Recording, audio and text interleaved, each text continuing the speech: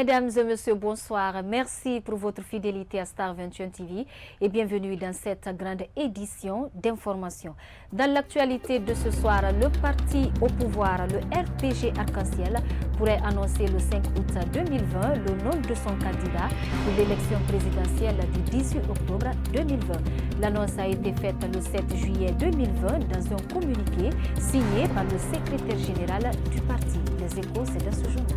L'ancien vice-président de l'Union des forces démocratiques de Guinée demande à ses pairs du FNDC de remplir un certain nombre de conditions avant toute reprise des manifestations de rue. Vous entendrez Maouri dans cette édition d'information. Une fois encore, bienvenue à tous. Une brève pour commencer ce journal. Ismaël Condé, premier vice-maire de Matam, est visé par une plainte du commissariat de Matam. Ce vendredi 10 juillet 2020, des policiers à bord d'un pick-up ont fait irruption à son domicile pour l'interpeller. Selon les dernières nouvelles, Ismaël Condé aurait répondu à la convocation au commissariat de Matam, accompagné de son avocat afin de savoir de quoi lui reproche-t-on. Je vous le disais dans les titres, le parti au pouvoir, le RPG Arc-en-Ciel, pourrait annoncer le 5 août 2020 le nom de son candidat pour l'élection présidentielle du 18 octobre 2020. L'annonce a été faite le 7 juillet 2020 dans un communiqué signé par le secrétaire général du parti. Selon certaines indiscrétions, Alpha Condé, 82 ans, est pressenti être candidat à sa propre succession. C'est un commentaire de Ibrahima Souribari. Malgré des tentatives de la CEDEAO et de l'Union africaine de trouver une sortie de crise politique en Guinée, le chef de l'État Alpha Condé est toujours campé sur sa position. La nouvelle est tombée ce vendredi 10 juillet 2020 à Conakry comme un coup de tonnerre. Le RPG Arc-en-Ciel, le parti au pouvoir depuis 2010, décide enfin de dévoiler le nom de son prochain candidat de la présidentielle prévue en octobre 2020. Dans un communiqué de 7 juillet 2020, signé par le secrétaire général du parti au pouvoir, ce sont les délégués régionaux du RPG Arc-en-Ciel qui désigneront le 5 août 2020 au siège du parti à Conakry leur futur candidat à la présidence de la République. En vraisemblance, leur choix devrait se porter sur le président sortant, Alpha Condé. Ces mêmes délégués régionaux seront élus à la 12e quinzaine du mois de juillet par le même parti.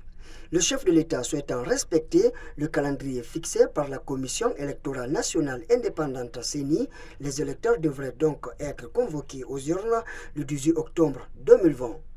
Pour éviter le chaos en Guinée, des médiateurs de la CEDEAO, de l'Union africaine et des Nations unies s'activent sur le terrain pour décrisper la crise latente entre l'opposition et la mouvance présidentielle.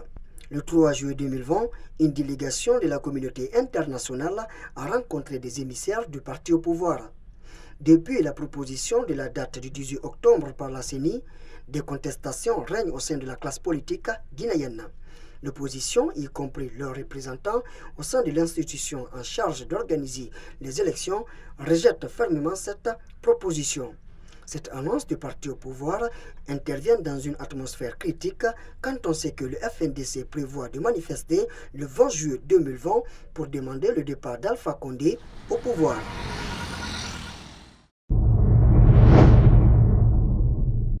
L'ancien vice-président de l'Union des forces démocratiques de Guinée demande à ses pairs du FNDC de remplir un certain nombre de conditions avant toute reprise des manifestations de rue. Baouri l'a fait savoir lors d'une interview qu'il a accordée à notre rédaction. Selon l'ex-ministre de la Réconciliation nationale, plusieurs choses doivent être tirées au clair avant les prochaines manifestations du FNDC prévues pour le 20 juillet 2020. Suivez. Le FNDC auquel nous sommes partie intégrante ne peut pas se permettre, tête baissée, de lancer des mots d'ordre comme ça, sans pour autant en son sein clarifier ses positions, avoir une ligne directrice claire, mettre de côté les confusions qui sont entretenues par-ci, par-là, parce que la population ne peut pas être l'objet, disons, de manipulation ou d'instrumentalisation pour des objectifs politiques qui ne sont pas bien définis. Et c'est la raison pour laquelle, la semaine dernière, j'écrirai à mes pairs de l'opposition et aux membres du FNDC pour que nous clarifions nos positions par rapport à la situation politique actuelle. Justement, parlant de cette nouvelle marche du FNDC prévue pour le 20 juillet 2020, certains citoyens de Conakry donnent leurs avis sur la question suivie. L'État doit prendre toutes les mesures, c'est-à-dire non seulement, parce que nous sommes dans un pays de droit, et aussi c'est leur droit aussi de se manifester. Donc l'État doit prendre maintenant, c'est-à-dire une disposition, c'est-à-dire de sécuriser le mouvement. Pour ne pas qu'il y ait eu non seulement de débordement, mais ensuite il n'y a pas eu des pagailles, quoi. Je dirais tout simplement, c'est-à-dire à FNDC, c'est-à-dire de trouver une solution avec le gouvernement. Pourquoi ça? Parce que à chaque fois que FNDC sort, il y aura toujours des pagailles. Donc, pagaille ne peut pas résoudre un problème dans un pays. Pagaille ne peut pas résoudre un problème dans un pays. Donc, il faut que vraiment, c'est-à-dire les dirigeants de FNDC et le gouvernement s'entendent vraiment à trouver une solution dans l'amiable pour qu'on puisse sortir dans cette difficulté. Il faut changer la constitution. Le FNDC, ils doivent se retrouver, on change la constitution, on élit désormais le président et le vice-président pour en finir avec l'ethnostratégie, le communautarisme. Les députés doivent être des députés indépendants pour ne pas qu'ils relèvent des partis. Parce que lorsque les députés doivent être présentés par les partis, on ne tiendra plus compte, n'est-ce pas, de la qualité des personnes qui vont répondre à ces critères. On tiendra compte de la médiocrité et c'est ce qui a retardé ce pays jusqu'à nos jours. Ce que je viens de proposer là, il faut ça. Il faut une nouvelle constitution. Il ne faut pas dire on marche, on ne marche pas. Ce n'est pas là le problème. Il faut faire en sorte d'élaborer une constitution qui soit profitable à tous les Guinéens. Qu'on ne tienne pas compte de l'ethnie, de la région, est-ce compris, ou de la communauté pour élire les députés. L'activité, ça ne va pas. On souffre, surtout nous les jeunes, il n'y a pas de travail ici, il n'y a rien. Le sortie des FMDC, c'est normal. C'est pour tout le monde, les Guinéens. Tout le monde souffre. Notre maman, les mamans, les vieilles sont souffert, tout le monde souffre. Ça ne va pas.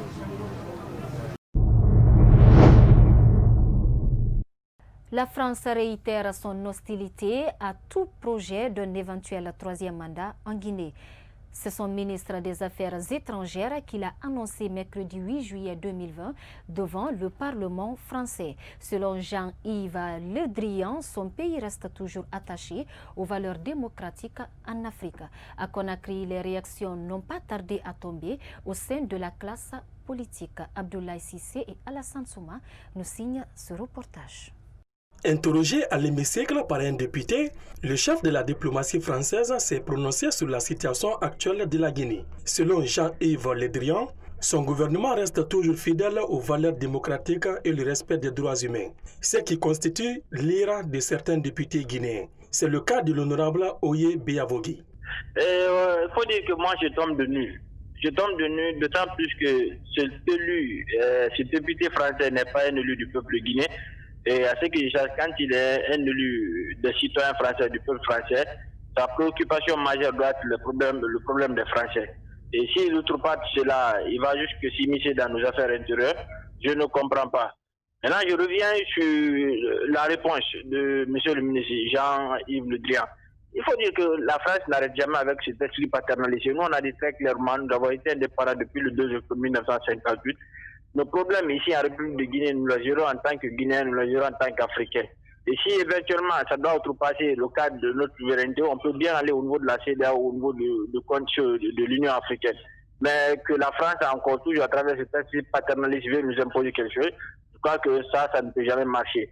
Depuis la tenue du dernier double scrutin du 22 mars 2020, les relations diplomatiques sont fortement dégradées entre la Guinée et sa métropole. Sur la question, le patron de la diplomatie française n'a pas hésité d'inviter par ailleurs Alpha Condé à prendre des initiatives pour décrisper la situation politique guinéenne. Justement, nous ne sommes pas surpris par ces réactions à l'international, d'autant plus que vous savez qu'il n'y a pas eu d'élection ici le 22 mars. Il y a eu une mascarade qui a été faite à huis clos, parce qu'avec tout ce que nous voyons dans le monde, vous savez, tout ce combat que le FNDC a mené jusqu'au 22 mars et toutes les organisations internationales ont refusé d'accompagner la mascarade parce que M. Alpha Condé était obstiné à faire passer un coup de force, mais heureusement pour le peuple et malheureusement pour lui, le peuple a fait échec à la mascarade du 22 mars 2020.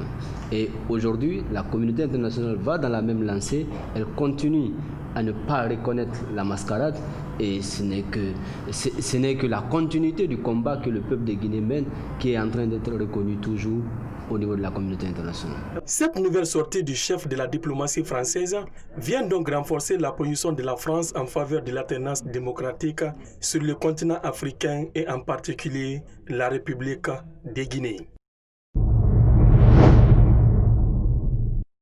Selon le rapport publié par les institutions internationales sur le produit intérieur brut des pays du monde, en 2019, la Guinée fait partie des 25 nations les plus pauvres de la planète. Et pourtant, la Guinée dispose des ressources minières et minéralières lui permettant un développement durable.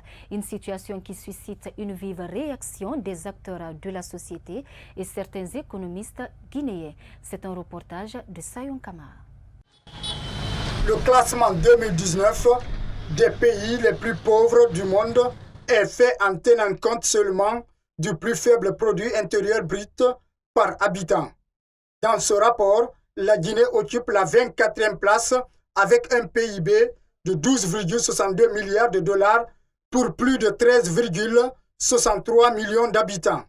Pour ce spécialiste sur les questions minières, ce classement est le résultat de l'abandon des autres secteurs à profit des mines, mais aussi la corruption. On ne peut pas compter exclusivement sur le secteur minier pour tirer notre pays vers le développement. Le développement est quelque chose d'inclusif. Il faut qu'il y ait d'autres secteurs beaucoup plus fédérateurs, beaucoup plus producteurs d'emplois, beaucoup plus pourvoyeurs d'emplois et de fonds, tels que l'agriculture, tels que l'élevage, tels que le secteur de la technologie, tels que le secteur de la pêche ou encore le secteur, bien entendu, du tourisme, qui sont des secteurs durables, mais aussi qui sont capables d'avoir beaucoup plus d'impact économique et moins de dégâts sur l'environnement. Donc je pense qu'on ne doit pas compter exclusivement sur le secteur minier pour se développer. Selon Dr Amidou Bari, les autorités guinéennes doivent sortir de leur communication pour se focaliser sur la vraie question de la lutte contre la pauvreté dans le pays. Pour ce faire, il propose des pistes de solutions pour que la Guinée quitte le bas de l'échelle. Dans un premier temps, revoir les fondamentaux. C'est-à-dire le changement structurel de l'économie guinéenne, on doit le commencer maintenant. En revoyant un peu sur quoi on va reposer les principaux facteurs ou bien les principaux investissements en matière d'économie. Tant qu'on privilégiera l'exportation brute des mines, je ne crois pas qu'on puisse sortir de ce schéma ou bien de ce classement des pays pauvres, des pays les plus pauvres au monde. Donc, toutes les ressources dont vous parliez tout à l'heure, tous les avantages comparatifs que Dieu nous a dotés, ça ne fait pas entre ces avantages et leur transformation ou bien leur traduction en revenus, il y a tout un océan. Donc il y a du travail à faire. Au lieu de place de nous concentrer sur les mines, on pourrait par exemple maintenant privilégier l'agriculture. Dans ce rapport, le Soudan du Sud conserve la première place du classement avec un PIB de 236 $ par habitant, suivi du Burundi et le Malawi. Le Yémen, la Guinée, le Mali, occupe le bas du tableau des 25 pays les plus pauvres de la planète en 2019. Parlant toujours de la pauvreté, Sayoun Kamara, il faut dire qu'en cette période de grande pluie, plusieurs axes routiers sont dégradés. Partout à Conakry, les usagers éprouvent d'énormes difficultés pendant les heures de pointe. Le président du parti PADES déplore cette situation provoquée en grande partie par le manque de qualité de route suivie. Vraiment, je trouve que c'est insignifiant. Et là aussi, il y a eu énormément de dépenses. Malheureusement, les marchés routiers qui ont été attribués pendant tout son régime, ce sont des marchés où il n'y avait pas de contrôle. Les dépenses énormes ont été effectuées et les routes n'ont pas tenu. Là encore, la corruption a été endémique dans le secteur.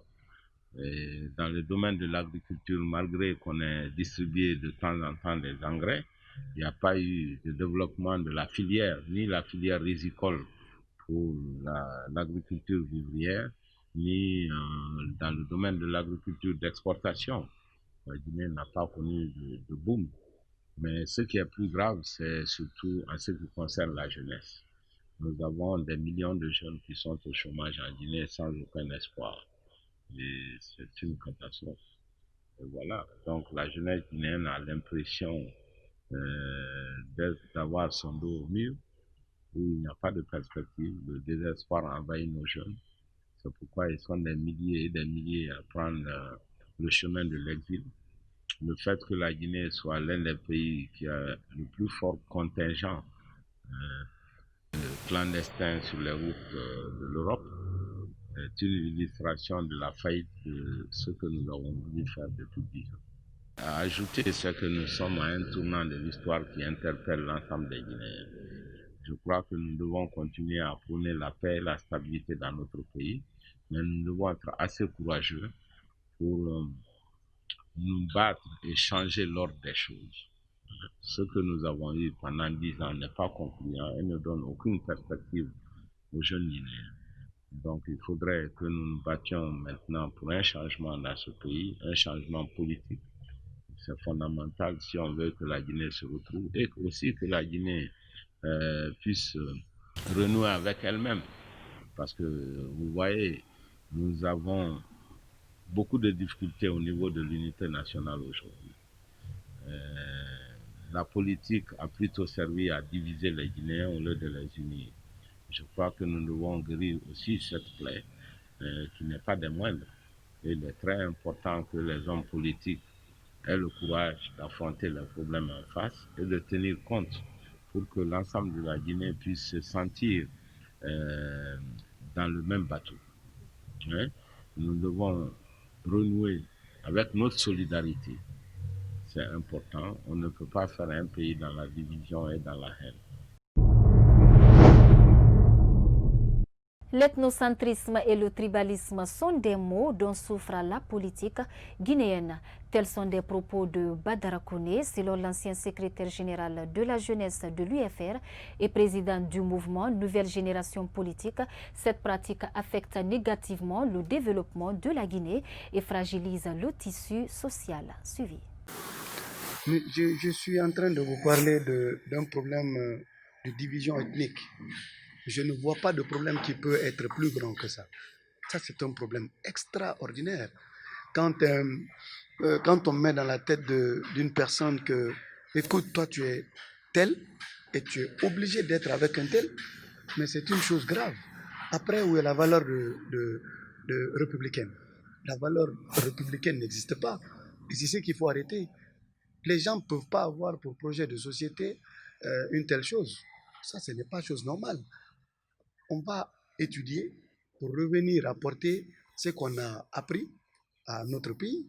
On ne va pas étudier pour venir jouer de l'intelligence pour nuire non seulement à l'image du pays, mais aussi gâter, faire de la division entre les fils du pays. Ça, ce n'est pas chose normale. Ça, c'est une chose qui est connue de tout le monde, sauf ceux qui refuseront de reconnaître cela. Il faut que ça s'arrête. Il faut que ça s'arrête. Et puis, nous critiquons plus que nous n'apportons de solutions. Ça aussi, cela doit s'arrêter. Restons avec l'engagement de la jeunesse guinéenne en politique, une question diversement interprétée par des citoyens de Conakry. Nombreux sont ceux qui caressent le rêve de renouveler la classe dirigeante guinéenne. Suivez leurs réactions. Il n'y a rien n'est mis en place pour les jeunes. Surtout nous, les jeunes de Kaloum. On est vraiment marginalisés ici. On ne sait pas pourquoi on est marginalisés. On a fait quoi? On ne sait rien. Ce que je peux donner comme conseil à mes amis, de rester chez eux, de ne pas écouter ces politiques, parce que c'est des menteurs. Ils n'ont rien à apporter, ils n'ont rien à faire, ils cherchent seulement leur intérêt. Mon propos, c'est un problème des policiers. J'étais à Togo, je dis pourquoi je ne vois pas policiers sur la route comme la Guinée. J'en dis ici, c'est la loi. On ne voit pas policiers. On passait sur les filles. Je n'ai pas vu de policiers sur la route en vie. Aller bagarrer avec les mototaxis. Il y a des mototaxis partout. Hein? Mais moi, je n'ai pas vu de mototaxis bagarrer avec les policiers, les chauffeurs bagarrer avec les policiers et les personnels discuter avec les policiers. Mais pourquoi la Guinée ici, il y a des policiers partout? Et puis, même si celui qui n'a pas de policiers, même si celui qui ne travaille pas dans les fonctions ces jours-là, il dit, mon ami, alors on va se débrouiller. On va s'en débrouiller, on va investir les surtout. Parce qu'il n'y a pas de contrôle. Quant au plan politique, aujourd'hui, il y a une crise profonde de confiance des deux bords. Quand nous allons, par exemple, avec la mouvance, honnêtement, cette mouvance ne rassure pas. Ça ne rassure pas du tout. 10 ans de session, on ne peut pas dire que tout a été néant. Il y a bel et bien eu des acquis. Ces acquis-là, qu'est-ce que nous faisons pour que ça soit pérenne, pour que ça soit bénéfique pour toute la population guinéenne? Ça n'existe pas. Donc le régime là où le pouvoir en place, où la mouvance ne rassure pas, quand nous prenons l'opposition, pendant 10 ans, ou je dirais même de plus, on a marché, on a critiqué, on a dénoncé, mais objectivement, qu'est-ce que nous avons proposé en tant que des forces politiques ou en tant que des partis ou en tant que l'opposition? Qu'est-ce qu'on a réellement proposé à la population? Il est bon de critiquer, mais il est beaucoup plus mieux et préférable aussi de proposer des solutions. Et avec les récents événements, il faut se dire la vérité que c'est un pays qui s'enfonce, c'est un pays qui régresse. Et au regard de la situation sociopolitique de ce pays, tout en commençant par les élections législatives au référendum constitutionnel, et les gens ont mis leur personne, leur ego au devant du peuple. Vouloir penser que ce pays où nous vivions, que c'est une nouvelle constitution qui est le levier de développement de ce pays, je m'inscris en faux, parce que vous n'êtes pas sans savoir que depuis 2010, 2015 et maintenant, il y a des lois que nous avions mises en place, par exemple en l'occurrence du code électoral, qui a eu son contenu violé par l'exécutif en flagrant délit. Qui peut me dire que ce même exécutif est en mesure de respecter une constitution taillée sur mesure, sans compter les violations flagrantes qui ont suivi ce référendum en ce qui est de la promulgation de cette constitution. La présence des ordures sur la voie ferrée Conakry Express provoque l'interruption des activités de la société. Conséquence, certains usagers sont affectés dans leur déplacement pendant les heures de pointe. Et pourtant, dans son plan de riposte économique, le Premier ministre avait annoncé la gratuité du transport public. C'est un constat de Mariam Sadio Kamara et Moustapha Diani. Le train Conakry Express fait partie du plan de riposte économique qui vise à soulager les citoyens en cette période de Covid-19. Mais le constat révèle que cette locomotive reste parfois immobilisée à cause des ordures qui envahissent la voie ferrée. Un comportement qui dénonce ces citoyens. Nous dirons aux citoyens de ne pas mettre les ordures au bord des rails, parce que vu ses conséquences, ça empêche le déplacement des trains. Et on doit conscientiser la population, on doit aussi sensibiliser la population, leur dire que vraiment l'affaire des ordures, c'est un problème de tous. Chacun doit y se mettre, essayer de voir maintenant quelle est la solution, trouver une solution adéquate pour remédier à ce problème. À côté du non-respect du contrat de nettoyage de la voie ferrée qui occasionne l'arrêt du train, s'ajoute le mauvais traitement des travailleurs, une situation qui dénonce les responsables des employés. Bientôt 11 ans, les travailleurs de Conakry Express n'ont pas de situation, n'ont pas un contrat. Donc on évolue comme ça là dans vraiment, je ne sais pas comment qualifier ça. Et les gens font de nous ce qu'ils veulent et maintenant nous ne sommes plus prêts à accepter ces conditions-là. Ou ils nous prennent en charge, ils nous écoutent, ou vraiment on prend les solutions les moins bonnes. Les bus du transport public et le train de banlieue assurent au quotidien le déplacement d'une certaine catégorie des usagers.